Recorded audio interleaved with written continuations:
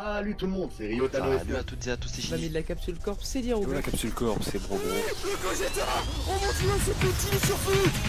Give 'em prayer hands, say what's up America. Half of you should know me, right? Other half are replicas. Allez, c'est parti. Salut tout le monde, amis de la capsule corp, c'est Diaruga et bienvenue pour ce premier épisode de la Capselec. En guise de petite présentation, je réalise cette émission afin de vous présenter mes sélections d'animés récents et selon un thème plus ou moins défini. Par exemple, vous pourrez retrouver des sélections de Shonen Neketsu, de Slice of Life ou simplement parmi des animés sortis durant la saison. Et c'est justement ce à quoi nous nous attaquons aujourd'hui puisque j'ai décidé de vous parler de quelques animés de la saison actuelle. Capselec hiver 2017, c'est parti.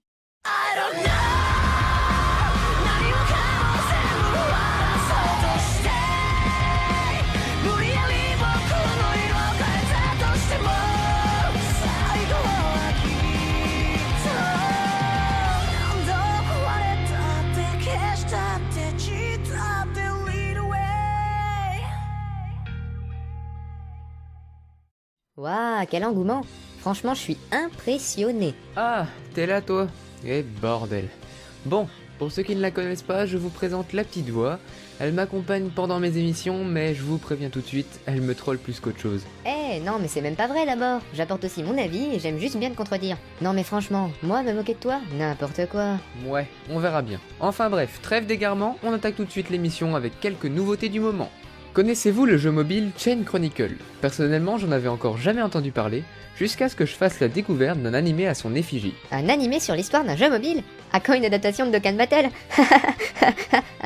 Ah, mais c'est déjà un jeu qui adapte Dragon Ball en fait, c'est vrai. Bah tu vois, par contre, j'aime bien quand tu te ridiculises toute seule. Et gna gna gna. Bien, Chain Chronicle The Light of Aesetas, À tes souhaits. de son nom complet ou encore Chain Chronicle Aesetas no Hikari pour les puristes, est un animé de type shonen ayant débuté le 7 janvier de cette année et prévu en 12 épisodes par les studios Graphinica et Telecom Animation Film. Il aborde les thèmes du combat et de la magie et peut être catégorisé en tant qu'animé d'action, aventure, fantastique et se place dans un univers de fantasy. Enfin, en France, l'animé est disponible en VOSTFR sur la plateforme Crunchyroll. Mais alors, de quoi ça parle? Haha, ça t'a manqué de demander ça à vous le. Carrément. Il y a déjà eu quelques épisodes très courts, environ 5 minutes chacun, sortis en 2014 que vous pouvez aller voir avant si l'envie vous en prend, puisque cet animé est censé faire suite à ses OAV.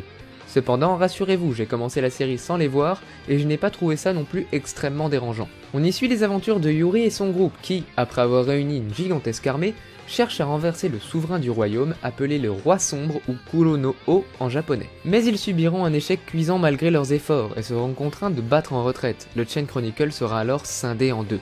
Le Roi Sombre en obtiendra une partie, teintant le monde de ses ténèbres. Ne s'avouant pas définitivement vaincu, le groupe de Yuri repartira à l'aventure et fera des rencontres qui leur redonnera l'espoir d'un monde en paix.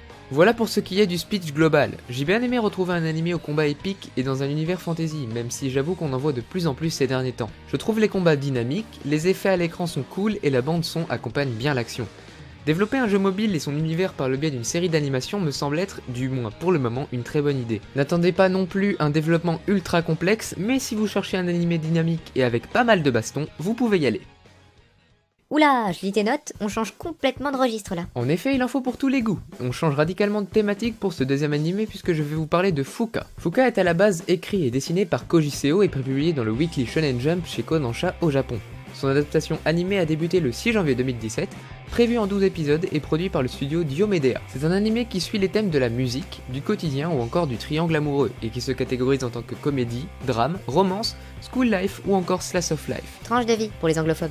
On y suit le quotidien de Yu Haruna, un jeune homme qui, suite à la mutation de son père aux USA, se voit obligé de déménager et vivre à Tokyo en compagnie de ses 3 sœurs. Je vous vois venir et ne vous inquiétez pas, la romance ne tourne pas autour d'elle. Encore heureux. Yu est quelqu'un de très accroché aux réseaux sociaux et surtout à son Twitter, si bien que sa vie sociale et ses contacts dans la vraie vie sont quasi inexistants. Enfin, c'était le cas jusqu'à ce qu'il rencontre Fuka Akitsuki, une japonaise de son lycée qui transpire la joie de vivre et grande passionnée de musique. Voilà, je ne vous en dis pas plus, sachez juste que cet animé tourne beaucoup autour du relationnel entre Yu, Fuka, mais aussi plusieurs personnages dont je cacherai le nom pour vous laisser le plaisir de la découverte. Je ne suis pas particulièrement assidu aux sorties animées de genre romance, mais je suis forcé d'avouer que cet animé me plaît beaucoup, le traitement du thème de la musique me plaît, et la romance est bien amenée et ne fait pas trop cliché. Enfin bref, pour les amateurs du genre, je vous le conseille vraiment. Oh là là, un Diaruga fleur bleue, c'est mignon. Et mon poing dans ta tronche, il est fleur bleue lui? Bref, on enchaîne. Je vais parler des 2 prochains animés assez vite puisque ce ne sont pas des nouveautés mais plutôt des suites, et on commence par la saison 5 de Gintama. Autrement appelé Gintama 2017, produit par Bandai Namco Pictures, Spécial dédicace à Bandai, haha. et Sunrise, on ne sait pas encore combien il y aura d'épisodes. Il a commencé le 8 janvier 2017 au Japon et est disponible en VOSTFR sur Crunchyroll. Je ne vais pas vous faire l'affront de vous présenter ce qu'est Gintama. Si vous ne connaissez pas... Bah qu'est-ce que vous attendez? Allez voir, voyons. Sachez juste que cette saison reprend l'arc de la bataille finale de Rakyo. Gintama est un shonen neketsu devenu culte aujourd'hui et que j'aime beaucoup. Pas mal d'épisodes sont sortis maintenant puisqu'on entame la 5ème saison, mais si vous voulez commencer, ne vous découragez pas et foncez. Et on continue avec une autre suite qui elle était quand même attendue depuis pas mal de temps maintenant.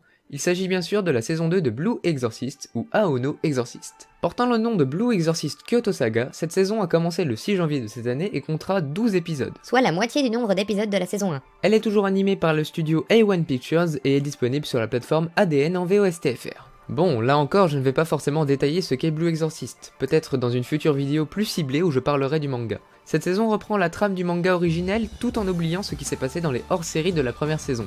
Elle adapte l'arc du roi impur ou Fujuo et reprend juste après un fameux combat que je ne spoilerai pas pour ceux qui n'auraient pas encore vu la saison 1. En tout cas, dans la veine de la première saison, c'est du très bon. J'aime beaucoup l'histoire de ce manga et j'ai d'ailleurs entrepris d'acheter les tomes disponibles chez Kazé Édition en France. Et qu'on vous invite à aller lire car c'est tout aussi bon dans son format papier. Enfin voilà, si vous avez vu la première, je vous conseille fortement cette seconde saison, et pour ceux qui ne connaîtraient pas encore Blue Exorcist, foncez, vous ne serez pas déçus. Pour finir, j'ai choisi de vous parler d'un animé qui traite une nouvelle fois d'amour, mais dans un registre plus mature. Il s'agit de l'animé Kuzu no Honkai. Ayant débuté le 11 janvier 2017, cet animé est un seinen prévu en 12 épisodes et est produit par le studio Lerche. Il suit le thème de l'école et peut être catégorisé en tant qu'animé psychologique, de romance, school life ou encore drame. Plus mature, tu dis? Pourquoi donc? Eh bien, contrairement à Fuka qui est une romance assez rafraîchissante, les thèmes abordés dans cet animé sont plus sérieux et plus matures justement. On y suit la vie d'Awaya Mugi et Yasuraoka Hanabi, 2 adolescents âgés de 17 ans qui semblent former le couple idéal, mais seulement en apparence. En vérité, Mugi et Hanabi ne s'aiment pas vraiment, et ne sortent ensemble que parce qu'ils ont un point commun, ils aiment tous les deux une personne, mais cet amour n'est pas réciproque. Mugi lui est amoureux de sa professeure de musique, Akane Minagawa, et Hanabi quant à elle aime un autre professeur du lycée, qui est également un ami de la famille qu'elle a connu dès son plus jeune âge. S'ils sortent ensemble, c'est avant tout un prétexte pour se retrouver chaque jour quelque part, seuls, pour se confier l'un à l'autre et ainsi tenter de combler ce manque affectif. Comme vous pouvez peut-être le comprendre par le biais de ce synopsis, on a ici affaire à un animé qui vise les jeunes adultes, avec des problèmes qui leur sont propres. Je déconseille d'ailleurs le visionnage aux plus jeunes d'entre vous, du moins si vous avez moins de 16 ans car vous risquez de ne pas comprendre tous les enjeux et certaines scènes pourraient vous choquer. Même si on sait tous que ça ne vous dérange pas, bande de pervers. Ah mais casse pas l'ambiance toi!